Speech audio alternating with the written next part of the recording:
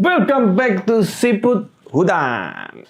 Akhirnya 100 project dari Rubicon merah Sobat Jumbo di Aceh sudah jadi. Nah, overall impresif ya, memuaskan. Jadi tidak ada kendala yang berarti, semua bisa terpasang dengan baik. Rubicon ini itu berawal dari Rubicon 86190 atau yang biasa kita kenal Rubicon Rescue. Rubicon Rescue itu berawal dari Bundera ya, model Land Cruiser ya, model Bundera seperti ini. Dengan bodinya yang bongsor, mobil RC itu kita rubah, kita makeover menjadi sebuah Rubicon. Di sini menarik ya, karena buat kita semua ya yang masih newbie, kalau kita lihat Rubicon ini punya wheelbase. Jadi wheelbase itu jarak as roda belakang ke as roda depan ya. Kalau saya ukur itu ada di 320. Sedangkan bodi Rubicon yang ada di depan kita ini adalah bodi 313. Otomatis sasis atau jarak sumbu roda lebih panjang 1 cm daripada mobilnya itu sendiri. Jadi daripada bodinya ya kan, bodi ini 313, sumbu roda ada di 320. Jadi ya lebih kurang lah ya, sekitar 7 mili sampai 1 cm. Apa yang seharusnya terjadi kalau mengalami hal seperti ini? Dalam hitungan matematika itu nggak mungkin terjadi karena nggak match ya. Antara 313 dan 320 itu kan tidak match. Adapun 7 mili itu kan bisa dibilang angka yang sulit untuk ditoleransi ya. Apalagi kan ini kan lebih ke arah kalau mobil beneran itu 7 cm. Di situ itu kita bisa sama-sama melihat beberapa Rubicon kalau dibuild ekstrim dalam kenyataannya 1:1 ya. Roda depan itu pasti dimajuin. Kenapa ya? Karena dia butuh approach angle yang baik. Kalau kita mundurkan dia akan dapat fitting yang baik. Jadi sah-sah saja untuk memajukan gardan depan. Dalam hal build RC, kita itu nggak bisa memajukan gardan depan atau belakang itu dengan tanpa perhitungan. Di sini saya kasih tips, kalau memang kita mau manjangin wheelbase, lebih baik yang belakang yang dipanjangin, jangan yang depan. Kenapa kok yang belakang dipanjangin daripada yang depan? Karena di belakang itu tidak terlalu krusial. Ya, dia cuma ada 4 buah link dan 1 gardan. Beda dengan posisi depan. Ya, posisi depan itu ada yang pakai 3 link, ada yang pakai 4 link. Kalau ini pakai 3 link. 3 link, 1 gardan. 1 panhard, 1 link steering. Jadi, karena kompleksitas yang cukup ribet di bagian depan, sebisa mungkin kalau memang sobat semua mau memanjangkan wheelbase, mainlah di bagian belakang. Itu lebih aman. Tetapi kalau memang sobat sudah penuh perhitungan, yang baik bagaimana? Yang baik adalah dilihat kebutuhan panjang. Misalnya, saya mau naikin wheelbase saya dari 313 ke 328. Berarti kan saya butuh 2 cm ya. Nah, di situ kalau saya membangun mobil, 1 cm mundur ke belakang, 1 cm maju ke depan untuk di setiap gardan-gardannya. Jadi, 1 cm mundur untuk gardan belakang, 1 cm maju untuk gardan depan. Tetapi ya itu tadi akan banyak menguras tenaga, pikiran, energi, dan jiwamu lah. Ya, kenapa ya? Karena bagian depan itu ada nilai toleransinya. Kalau saya biasa, saya maju mundurin itu 1 baut, 1 hole. Nah, dari situ kita harus buat hole baru, ya. Kita harus buat skok itu ukurannya pas, karena depan itu kan krusial untuk manjat-manjat. Di situ letak kesulitannya tersendiri, tetapi kalau kita jadikan ya memang lebih baik ya. Tetapi kalau menurut saya, gampangnya dan nyamannya, efisien waktu main di bagian belakang. Rubicon merah ini kemarin belum dikasih nama ya, karena masih 90 project. Sekarang dia sudah jadi 100% project, cakep banget menurut saya. Kita kasih nama dia Mira. Kenapa Mira? Bukan karena ada hubungannya sama Mbak Mira, karena yang punya ini adalah Om Jumbo, orang Aceh. Orang Aceh itu kalau ngomong merah kan Mira ya. Nah, dari situ karena kita cinta budaya gitu ya, kita sebut dia Mira mulai dari sekarang. Apa saja yang dipasang di Rubicon ini? Rubicon ini pakai bumper depan belakang metal ya. Di bagian belakang sudah disiapkan untuk nantinya akan dipasang winch bagian belakang. Sementara Om Jumbo masih pakai winch bagian depan saja, dan depan udah menggunakan winch dual motor. Kenapa kok pakai winch dual motor? Winch dual motor punya kecepatan gulung yang cukup baik daripada winch single motor. Untuk masalah kekuatan kurang lebih ya, tetapi kalau untuk masalah torsi memang dua motor penunjang pastinya lebih kuat. Dengan bekal bodi dari Injora ya, bodi Injora Austar, saya rasa sama ya. Rubicon ini aslinya memang sudah warna merah. Beliau nambah emblem dari Rahmat Suhendar, Jeep 4x4, lalu ditambahkan dengan LED bar. Nah, LED bar ini cukup menarik. Ini adalah LED bar yang menurut saya the best ya. Kenapa kok the best? Karena ya bentuknya itu paling oke kalau menurut saya. Terus yang kedua juga terang. Dan yang ketiga minimalis. Nah, bumper Cina ini ketemu dengan roll cage Cinaan. Jadi ini semua pure China brand. Hasilnya perfect sekali untuk Injora body. Baik dalam segi size, depan belakang, fitment bagian atas, dan dia bisa perfect rata untuk flat deck di atas. Ini menurut saya keren sih. Dan dia dapat bonus lagi satu, tangkringan ya. Ini tangkringan cukup menarik untuk memegangi mobil atau mengangkat mobil. Pertanyaannya, apakah kuat jika diangkat di sini? Jawabannya kuat kalau fitting hard body-nya betul. Sekel bagian depan ini namanya sekel ya. Dan sekel bagian belakang juga sudah diaplikasikan, tinggal nanti pemasangan ban serep. Mobil ini divisualkan atau dibayangkan oleh Om Jumbo itu sebagai mobil yang dipakai untuk trailing dan terabas obstacle dikit-dikit yang ada di trailingan itu. Jadi cukup menarik. Untuk roda dan velg tidak dirubah. Jadi tetap menggunakan bawaan dari RGT. Hanya saja lubang anginnya sudah saya mampatkan sehingga ban ini tidak kempos. Ya, kalau kalian pernah pegang bannya RGT yang baru dari dalam kotak itu, kalau dipegang ini kan ces-ces gitu ya, kayak mainan rubber ducky itu ya. Nah, ini sudah mampat. Kenapa kok dimampatkan?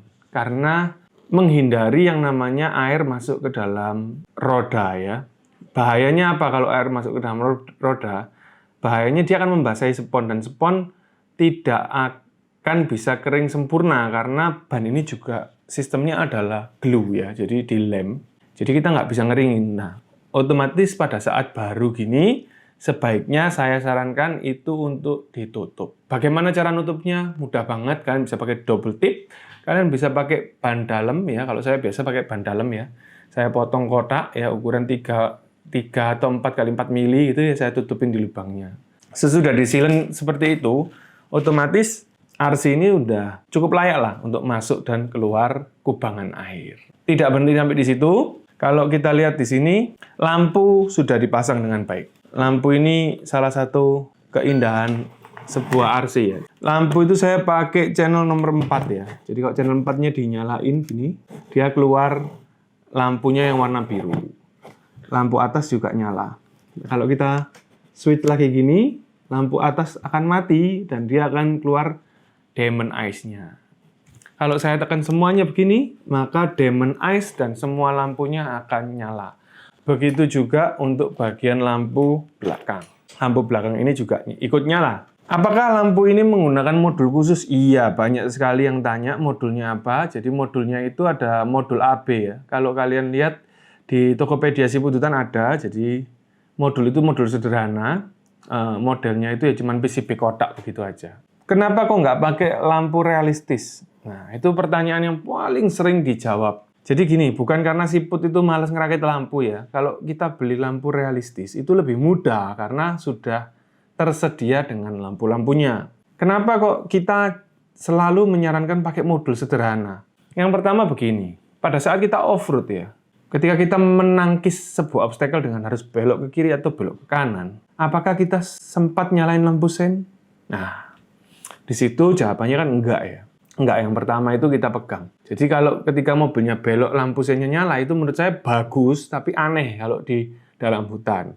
Yang kedua, modul itu tidak didesain asli waterproof. Modul realistis itu tidak didesain waterproof. Apakah semua modul elektronika dan komponennya bisa di waterproofing? Pada dasarnya bisa. Itu di waterproof aman-aman aja gitu loh. Lah berarti kalau ada sobat yang tanya, berarti kalau beli lampu realistis di waterproof bisa atau enggak?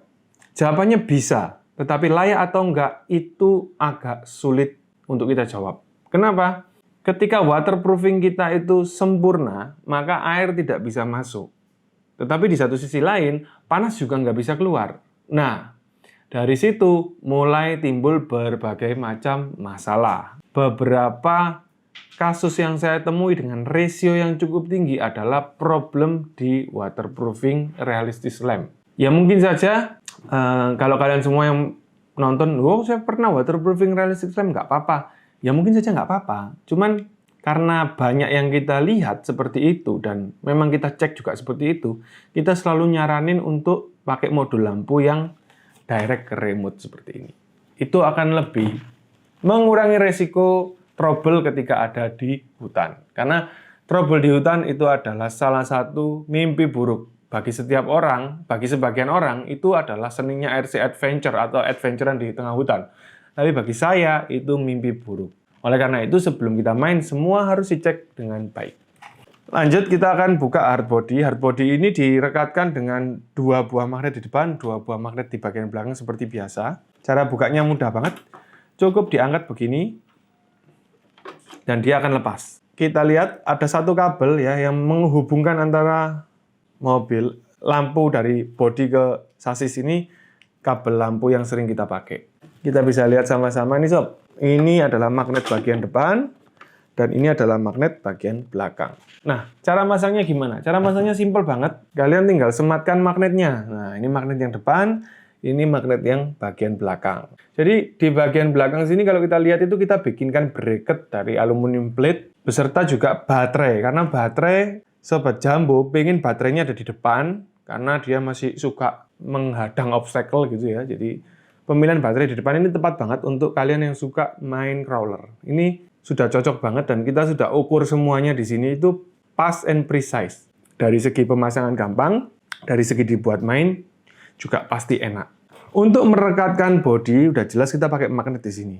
Nah, magnet itu kan kalau atas ke bawah gini memang kuat ya. Tapi kalau goyang-goyang gini kan magnet itu nggak kuat. Oleh karena itu kita bikinkan body post. Nah, body post yang kita bikin ini agak sedikit beda ya, karena kita nggak bisa menemukan body post metal dengan ukuran panjang ini. Akhirnya kita menggunakan baut ya. Ya, baut ulir halus ya, kita pasang di sini lalu kita kontrak dan kita bikinkan lubang untuk klem body clip.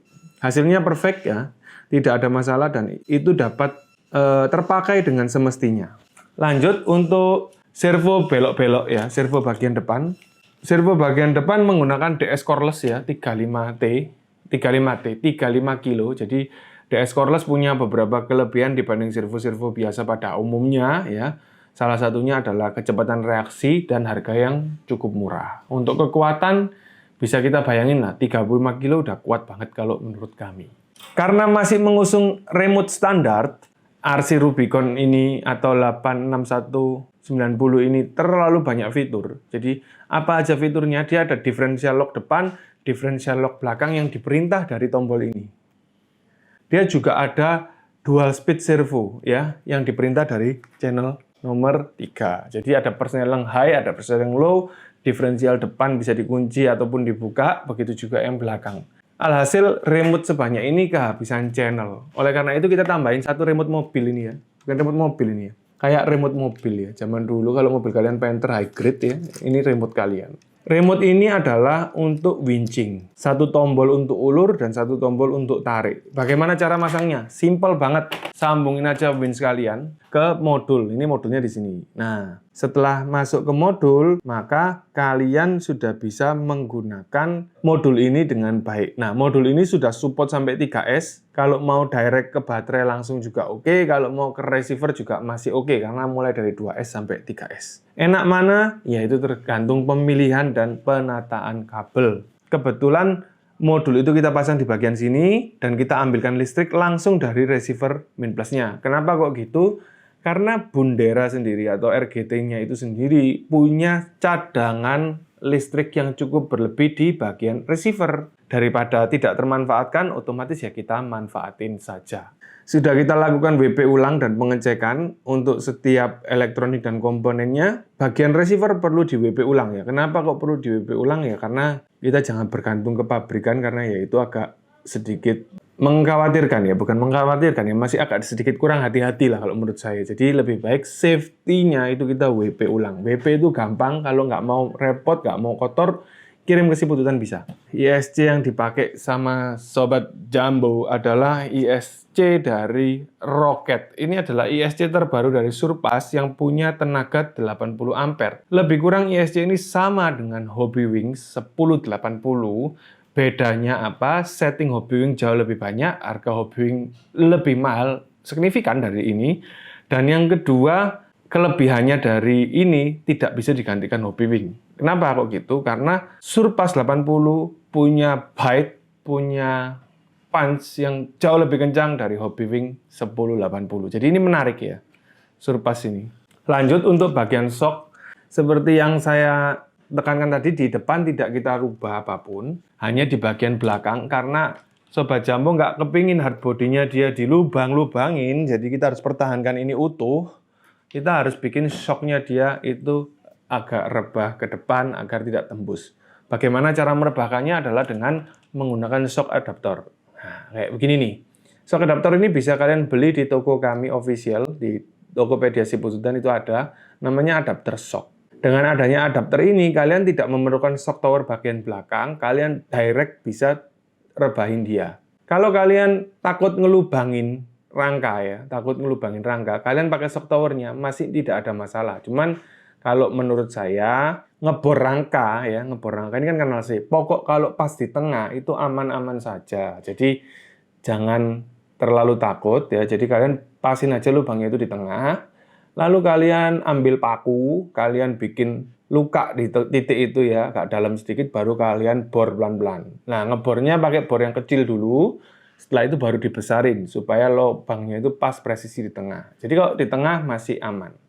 Lubang yang dipakai ukuran 3 mili ya. Jadi dari lubang itu bisa kalian koreksi sendiri. Kalau kurang naik, kurang turun ya pelan-pelan ngebornya.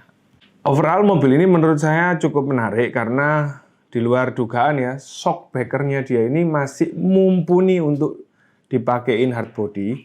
Hanya saja masih ada bunyi decitan dari pistonnya itu sendiri yang agak sulit untuk dihilangkan meskipun kita ganti oli yang lebih keras. Cuman ini oli sudah kita set up di 30 WT ya. Jadi ribbonnya juga udah pas, depan belakang sudah oke. Menurut saya sih ini loh. Dengar nggak ya di kamera ya? Dengar ya? Nah, menurut saya ya harus diabaikan karena kalau memang kita pengen banget pakai skok ini ya. Di luar skok ini masih banyak skok yang lain yang bisa menjadi opsi.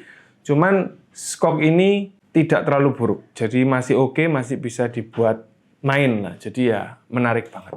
Buat kalian semua yang sudah nonton, terima kasih banget ya. Jadi inilah dia Rubicon Mirah yang nantinya akan kita kirim ke Aceh. Semoga Rubicon ini bisa awet ya. Kalau kalian ngelihat Rubicon ini, apa yang ada di dalam benak kalian, tulis di kolom komen. Lanjut, saya akan ngerapiin kabelnya supaya lebih rapi lagi ya. Dan kita akan test run mobil ini di pekarangan depan. Tapi sebelum test run kita telepon dulu yang punya, karena kita belum telepon sama dia. Jadi kita minta izin dulu. Jadi sekian dulu updatean tentang project-project dari Sipututan. Buat kalian semua yang pengen ngebangun RC, langsung DM Instagram ya, tanya-tanya dulu, ngobrol-ngobrol dulu. Kalau kalian tidak yakin, selatkan waktu untuk kita bertelepon sehingga komunikasi bisa terjalin dan kita tidak salah paham dalam membuat RC. Kalau masalah antrian ya sesuai dengan orderan. Kalau ordernya banyak ya antriannya agak lama gitu loh ya. Tetapi dari segi pembangunan sih lebih kurang 1 bulan lah kalau tanpa cat ya. Oke, jadi sekian konten kita hari ini. Kalau memang ada lanjutan mobil ini bisa bergerak di halaman depan, akan ditampilkan. Kalau tidak ada, pastiin kalian nonton konten-konten kami yang lain. Pastiin kalian subscribe, nyalain lonceng biar nggak ketinggalan update-nya, and leave a comment for everything you want to ask. And kindly, yang terakhir, please kalian sharing, karena sharing kalian penting buat growth kita. Sampai ketemu and bye-bye.